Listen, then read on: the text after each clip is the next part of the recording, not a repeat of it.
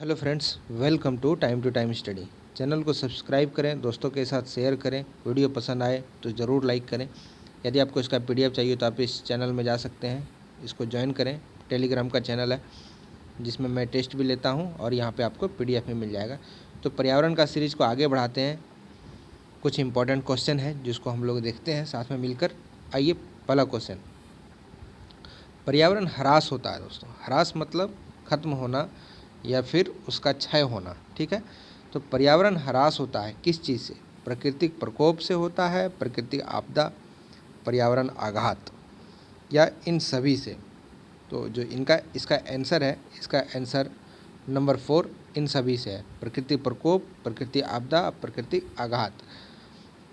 प्राकृतिक प्रकोप का मतलब ये कि प्रकृति में जो खुद घटती है घटना।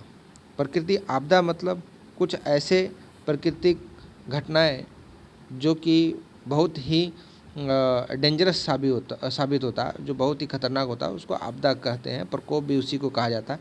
और पर्यावरण आघात दोस्तों, आघात हम लोग करते हैं किसी चीज़ को, मतलब नष्ट करते हैं उस चीज़ को। कुल मिला के ये तीनों ही आंसर है। तो ये तीनों आंसर ना होके 4th नंबर आंसर बनेगा ये सभी। आगे बढ़ते हैं।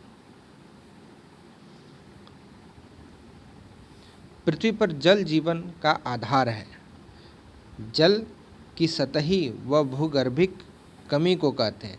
याद रहे कि यहाँ पे कहा जा रहा है कि जल की सतही और भूगर्भिक।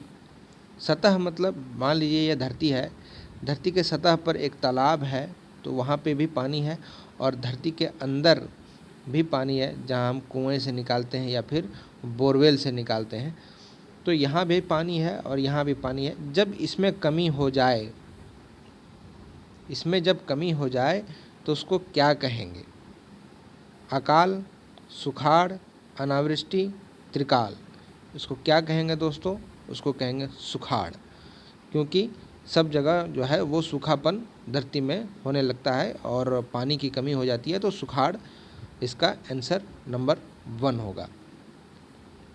अतिवृष्टि, अतिवृष्टि मतलब बहुत ज़्यादा वर्षा होने से जो है प्राकृतिक आपदा को कहते हैं। होने वाली इससे अतिवृष्टि से जो भी आपदा होती है उसको क्या कहते हैं? ध्यान रहे, प्राकृतिक आपदा। अतिवृष्टि कहीं भी होगा, बहुत ज़्यादा, मान लीजिए आपके घर के पास या फिर आपके इलाके में, आपके ज़िले में बहुत ज़्यादा बारिश हो जाए तो स्थिति क्या होगी दोस्तों कि आपके ज़िले में या फिर आसपास के भी ज़िले में बाढ़ आ जाएगा। तो इसका जो आंसर है, आंसर नंबर 2 बाढ़ होगा। मरुस्थलीकरण की प्रक्रिया से भूमि की उत्पादन क्षमता जो है वो क्या होती है? मरुस्थलीकरण मतलब कि कहीं पेड़ थे बहुत सारे, तो उन सभी पेड़ों को काट दिया गया और उस ज़मीन को खेती योग्य बनाया गया। एक बार खेती हुआ, 2 बार खेती हुआ, 3 बार खेती हुआ, धीरे धीरे इसका जो है इसका उर्वरकता क्या होगा, इस ज़मीन का उर्वरकता क्या बढ़ेगी या घटेगी? तो इसका जो उर्वरकता है वो घटेगी, मतलब इसमें ह्रास होगा, इसमें क्षय पाया जाएगा, न कि वृद्धि होगी, न कि ये बराबर रहेगी, मतलब सम मतलब बराबर, और न ही अनियमितता होगी। इसमें क्या होगी, इसकी उर्वरकता में या इसकी क्षमता में जो है वो ह्रास होगी। मृदा अपरदन का मुख्य कारण है।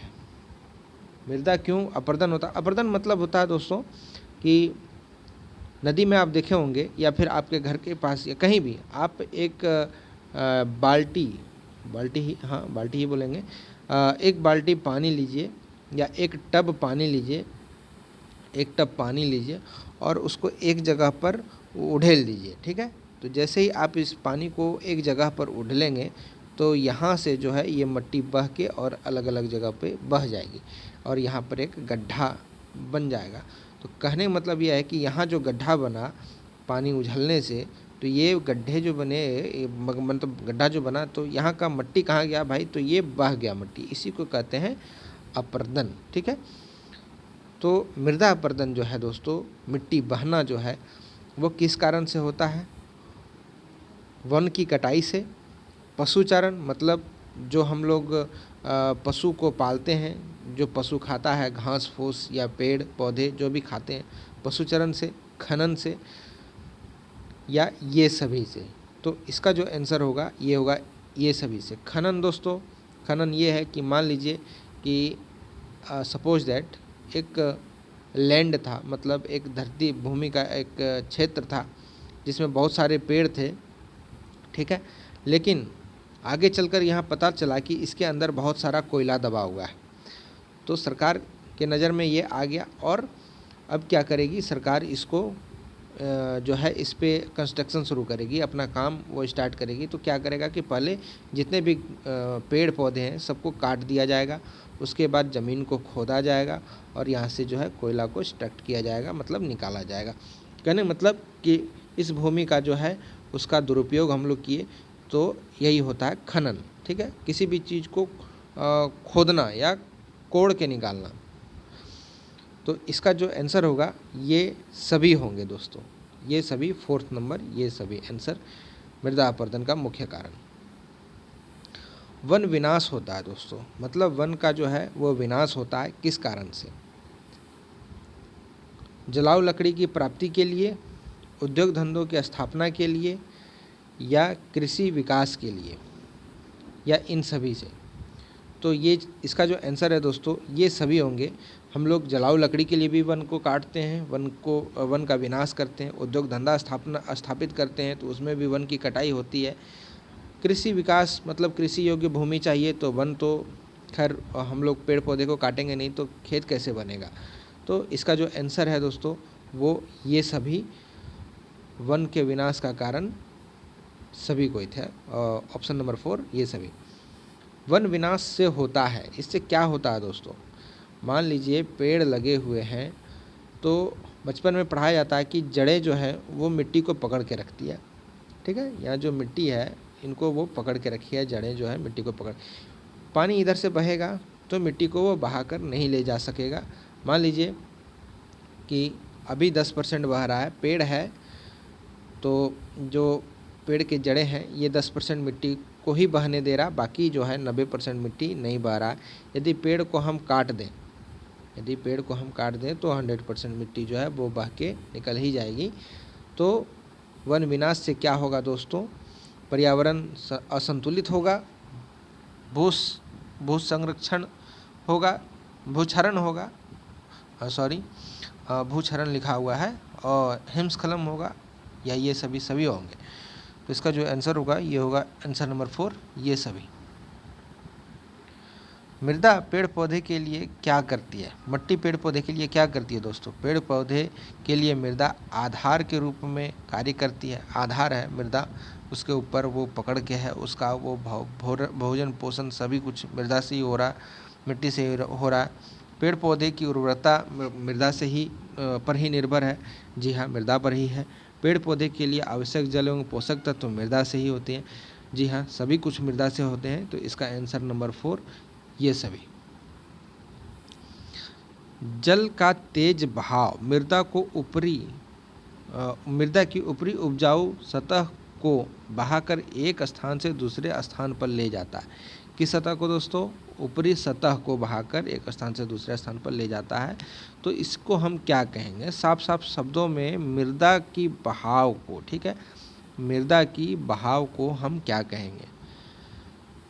भूवैज्ञानिक अपरदन, जल अपरदन, वायु अपरदन, भूमिगत जल अपरदन, इसको क्या कहेंगे दोस्तों?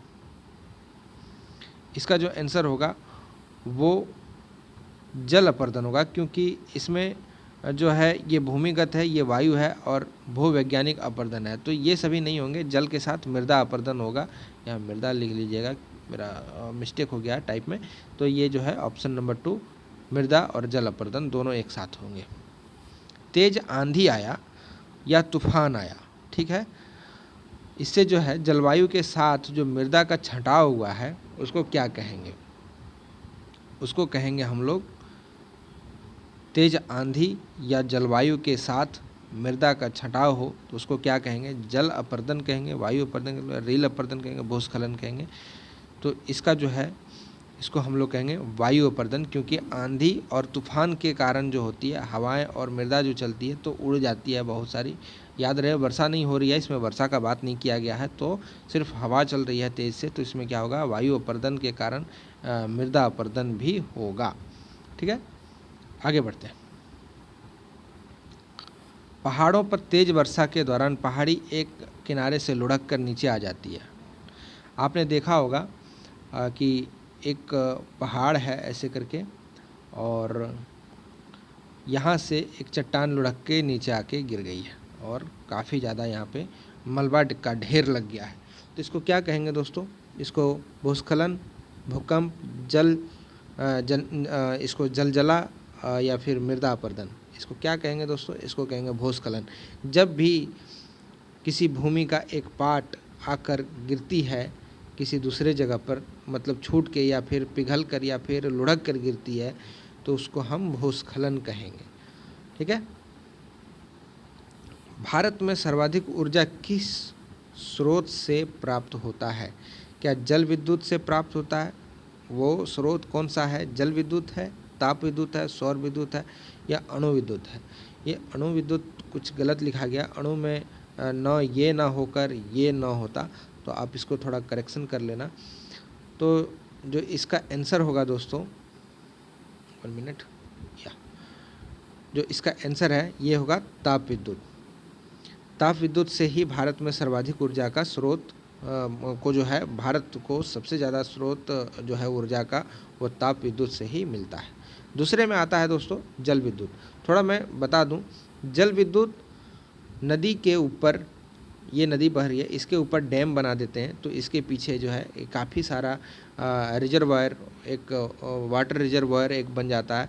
तो इससे जब हम पानी रिलीज़ करते हैं तो टरबाइन को इसी से घुमाया जाता है, क्योंकि मेरे पास स्टॉक में जो है वो काफ़ी सारा पानी है। तो जब मैं छोटे से नाले से या फिर एक नली से जब मैं टरबाइन के ऊपर में पानी का प्रेशर दूंगा तो ये टरबाइन घूमने लगेगा, जिसके कारण जो है वो विद्युत बनना शुरू होगा और बल्ब जलना शुरू हो जाएगा। ठीक है, तो ये होता है जल विद्युत। ताप विद्युत क्या होता है दोस्तों, कोयले को जलाया जाता है, कोयले को जलाकर जो विद्युत को हम लोग बनाते हैं उसे को कहते हैं हम लोग ताप विद्युत। सौर विद्युत, सूर्य से जो विद्युत, सोलर सिस्टम, हम लोग सोलर पैनल को यूज करते हैं, सोलर सूर्य चमकता है तो मेरा जो है वो सोलर काम करता है, तो वो हो गया सौर विद्युत। ठीक है, और जो अणु विद्युत है दोस्तों, आपने कभी पढ़ा होगा न्यूज़पेपर में, एक परमाणु मतलब संयंत्रण कारखाना होता है जिसमें परमाणु के द्वारा या अणु के द्वारा हम लोग विद्युत मतलब बिजली बनाते हैं, तो उसको कहते हैं हम लोग अणु विद्युत। तो इसका आंसर जो है दोस्तों, इसका आंसर तो ऑप्शन नंबर 2 ताप विद्युत ही होगा, क्योंकि सर्वाधिक ऊर्जा जो है इसी से आता है। आगे बढ़ते हैं। घरेलू ईंधन के जलाने से निम्नलिखित में से कौन कौन से गैस वायुमंडल को प्रदूषित करता है? Carbon dioxide, carbon monoxide, sulphur dioxide, ये सभी। तो इसका आंसर ये सभी होंगे। पृथ्वी के तापमान में वृद्धि का कारण क्या है दोस्तों? जनसंख्या वृद्धि है, ग्रीन हाउस गैस है, या औद्योगिक प्रगति है, या इनमें से कोई नहीं। बहुत ही टिपिकल है ऑप्शन, क्योंकि सभी मिलते जुलते ऑप्शन है। जनसंख्या वृद्धि है, इसके भी कारण कुछ ना कुछ तो इफ़ेक्ट डालता है ताप बढ़ने से, क्योंकि जितनी जनसंख्या होगी उतने ही ज़्यादा काम, उतने ही ज़्यादा वनों की कटाई, तो ताप में उतना ही ज़्यादा वृद्धि होगी। ग्रीन हाउस तो आप जानते ही हैं, carbon dioxide, carbon monoxide, sulphur dioxide, इन सभी चीज़ों से, और धुआं धक्कड़ जितना भी होता है सभी कोई ग्रीन हाउस गैस जाकर बनाते हैं। और औद्योगिक प्रगति जो है, औद्योगिक प्रगति से भी होता है, क्योंकि कारखाना लगा तो यहाँ से धुआं उठा और ये जाके ग्रीन हाउस गैस को जो है वो इस्टेब्लिश करेगा। तो और एक है इनमें से कोई नहीं। यहाँ पे यदि ऑप्शन रहता इनमें से सभी, ठीक है दोस्तों, इनमें से सभी यदि ऑप्शन रहता तो आराम से ये सभी आंसर होते, लेकिन अभी तो ये सभी तो है नहीं। तो इसका जो है option number 2 green house gas का निरंतर बढ़ना होगा दोस्तों, क्योंकि सभी फैक्टर आके ग्रीन हाउस गैस को ही बढ़ाते हैं, इसलिए इसका आंसर वो ग्रीन हाउस गैस होगा। यदि आपको ये लेक्चर अच्छा लगा तो आप इस PDF को डाउनलोड कर सकते हैं, और वीडियो पसंद आया तो आप लाइक कर सकते हैं। चैनल को सब्सक्राइब कर लें। आज के लिए इतना ही, साइनिंग ऑफ।